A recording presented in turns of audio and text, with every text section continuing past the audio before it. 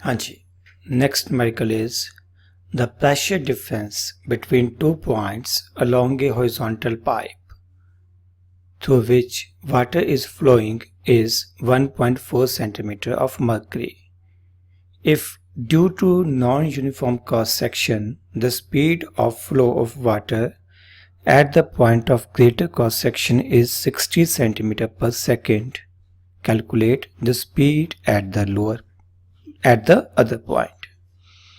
Question में क्या दिया है बेटा कि हमारे पास एक ट्यूब है जिसका area of cross section very कर रहा है, ठीक है। तो क्वेश्चन में हमें दे रखा है एक हॉरिजॉन्टल ट्यूब का मतलब हाइट एट टू पॉइंट्स या at every point will be taken same, ठीक है। अब क्योंकि एरिया ऑफ क्रॉस सेक्शन अलग अलग है तो इन दो पॉइंट्स के ऊपर प्रेशर डिफरेंस भी है। वो साइड जिसका एरिया ऑफ क्रॉस सेक्शन ज्यादा है वहां से जो लिक्विड एंटर कर रहा है उसकी स्पीड हमें कितनी दे रखी है, 60 सेंटीमीटर पर सेकेंड, और हमें दूसरे एंड पे जो स्पीड है v2 वो कैलकुलेट करनी है। v1 हमें क्वेश्चन में दे रखी है 60 सेंटीमीटर पर सेकेंड, v2 हमें कैलकुलेट करनी है। मेरे ख्याल से हाइट सेम है तो it is direct question of Bernoulli's theorem. Height same है तो मैं हाइट वाली टर्म्स को बर्नौलीज थ्योरम के इक्वेशन से छोड़ दूंगा। फॉर्मूला बन जाएगा P1 plus half rho V1 square is equal to P2 plus half rho V2 square. Okay, हमारे पास प्रेशर हमें चाहिए V2, तो V2 को एक तरफ रखते हैं। V2 स्क्वायर किसके इक्वल आ जाएगा, V2 square is equal to ये उधर चला जाएगा P1 माइनस P2, ठीक है, into 2 by rho plus V1 square. अब ये जो प्रेशर डिफरेंस है जे हमें किसकी टर्म्स में दिया हुआ है, 1.4 centimetre of mercury.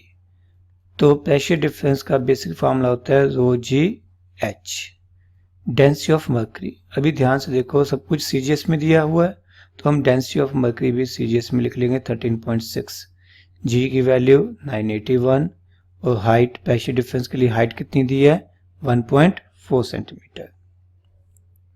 On calculations, you will get 1.866 into 10 raised to power 3 Newton per meter square। ये 10 है, 10 raised to power 3। ओके, तो मेरे पास प्रेशर डिफरेंस आ गया। एक चीज ध्यान रखनी है बेटा, ये डेंसिटी किसकी थी, मर्करी की, ठीक है। और ये जो डेंसिटी है ये फ्लोइंग लिक्विड की है, ठीक है। बर्नौलीज थ्योरम में जो डेंसिटी आती है फ्लोइंग लिक्विड की होती है। और इस बार ध्यान से देखो फ्लोइंग लिक्विड हमारे पास कौन सा है, वाटर। तो वाटर की सीजीएस में डेंसिटी कितनी होती है 1। तो कैलकुलेशन करते हुए हम ये वैल्यू ये डेंसिटी 1 पुट करेंगे। P1 माइनस P2 हमने अभी कैलकुलेट किया 1.866 into 10 raised to power 3 into 2 as such by 1 plus V1 square 60 square means 3600। On calculations we will get V2 which is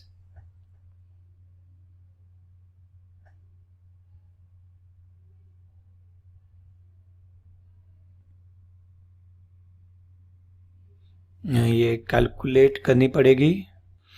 हाँ जी, मुझे लगता है यहाँ पे एक गड़बड़ हो गई है। एक्चुअली हमने यहाँ पर ये सारा कुछ किस में लिखा हुआ था, CGS में, बट मैंने यहाँ पर ये सीधा लिख दिया SI में। तो एक्चुअली इस स्टेप को थोड़ा चेंज करना पड़ेगा। It should also be written in CGS। जब इसे CGS में लिखेंगे तब ये वैल्यू बन जाएगी 10 raised to power 4 डाइन पर सेंटीमीटर स्क्वायर। मीन्स मुझे यहाँ पर भी करेक्शन करनी पड़ेगी, ये 10 raised to power 3 की जगह 4 बन जाएगा। and on calculation you will get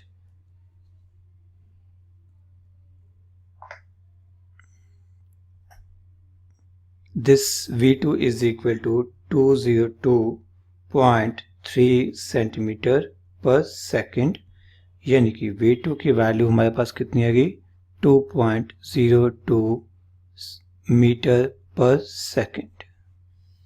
okay, done, note कर लीजिए।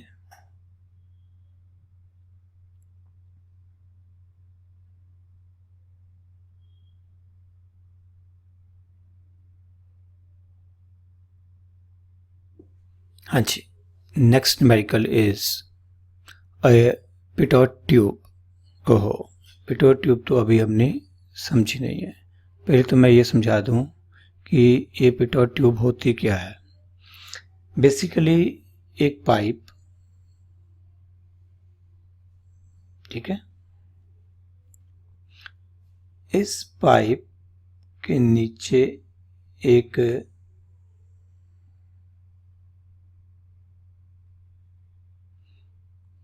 स्मॉल क्रॉस सेक्शन वाली एक और पाइप जोड़ी होती है, like this, and this is used to measure speed of air या ऑफ एनी फ्लोइंग लिक्विड। ये जो नीचे वाली पाइप है बेसिकली ये मैनोमीटर है, इसके अंदर कोई भी लिक्विड भरा हो सकता है। इसकी वर्किंग को हम क्वेश्चन के साथ साथ ही समझेंगे।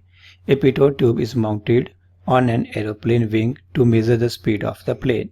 तो क्लियर, बेसिकली यहाँ पर हम प्लेन की स्पीड मेजर करेंगे, बट कंसेप्ट क्या है, हम जो एयर फ्लो कर रही है उसकी स्पीड मेजर करेंगे, एंड जो एयर प्लेन के कांटेक्ट में होगी, प्लेन के बिल्कुल पास होगी, उसकी स्पीड उतनी ही होगी जितनी प्लेन की स्पीड है। इसलिए हम बेसिकली क्वेश्चन में स्पीड ऑफ एयर मेजर करेंगे, बट जो आंसर आएगा वो होगा स्पीड ऑफ द प्लेन। चलिए, the tube contains alcohol and shows A level difference of 40 centimetre. इनकी यहाँ पर इस जगह पे क्या है, एल्कोहल भरी हुई है, और एल्कोहल की वजह से यहाँ पर जो प्रेशर डिफरेंस आ रहा है, इन दो पॉइंट्स के बीच में जो प्रेशर डिफरेंस आ रहा है वो कितना आ रहा है, 40 centimetre of alcohol. Here we have alcohol in this tube. Okay, हमें स्पेसिफिक ग्रेविटी ऑफ एल्कोहल दे रखी है। आपको याद होगा specific gravity represent density in CGS, यानी कि हमें दे रखी है density of alcohol in CGS, यानी कि 0.8 ग्राम पर सेंटीमीटर क्यूब। आगे इसे SI में लिखना पड़ा तो हम इसे लिखेंगे 800 किलोग्राम पर मीटर क्यूब, और डेंसिटी ऑफ एयर दे रखी है SI में 1 किलोग्राम पर मीटर क्यूब। ओके, अब स्टेटमेंट को अच्छे से समझते हैं, पिटोट ट्यूब की वर्किंग कैसे होती है। अब एयर यहां से पास करेगी, ठीक है, जो एयर इस पॉइंट पे है, थोड़ा दूर है इस पॉइंट पे से पॉइंट A, जो एयर यहां पर है से पॉइंट B पॉइंट पर एयर की स्पीड 0 होगी। A पॉइंट पर एयर की स्पीड हम लेके चल सकते हैं कि जो एक्चुअल स्पीड है, जो कि हमारे पास बेसिकली अननोन है। A और B पॉइंट दोनों का लेवल हाइट सेम है, तो जब हम बर्नौली स्विम अप्लाई करेंगे तो हाइट वाली टर्म हमें कंसिडर करने की जरूरत नहीं पड़ेगी। A से B तक जाते हुए स्पीड में फर्क आ रहा है, स्पीड कम हो रही है। अगर स्पीड कम हो रही है तो बर्नौली स्विम के मुताबिक प्रेशर बढ़ना चाहिए, तो वो प्रेशर बढ़ के कितना हो रहा है, 40 सेंटीमीटर ऑफ एल्कोहल कॉलम। अब हम बर्नौली स्विम लगाकर VA की वैल्यू फाइंड आउट करेंगे। बर्नौली स्विम आपको याद है क्या थी, half rho VA square plus PA, H वाली टर्म मैं नहीं लिखूंगा, half rho VB square plus PB। अब PA को हम लोग राइट साइड में शिफ्ट कर देंगे। VB की वैल्यू 0 है तो ये टर्म 0 हो जाएगी। PA को इधर शिफ्ट कर दिया, -PA हो गया। ये आ गया प्रेशर डिफरेंस। ये प्रेशर डिफरेंस किसके कॉरस्पॉन्डिंग है? अल्कोहल के कॉरस्पॉन्डिंग है। ये डेंसिटी किसकी है? Density of flowing fluid. इस केस में ये कौन सा है? एयर। और इधर जब हम लिखेंगे ये आएगी density of alcohol.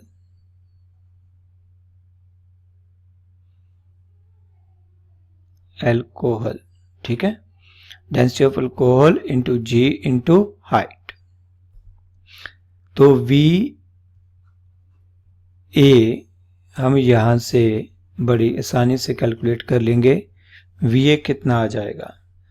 √2 into density of alcohol which is 800 kilogram पर metre cube. G is 9.8, height is 40 centimetre, SI में कन्वर्ट करेंगे तो 0.4 upon density of air. Density of air is 1. Okay, on calculation this comes out 56/2, which is equal to 79.18 meter per second, which is required answer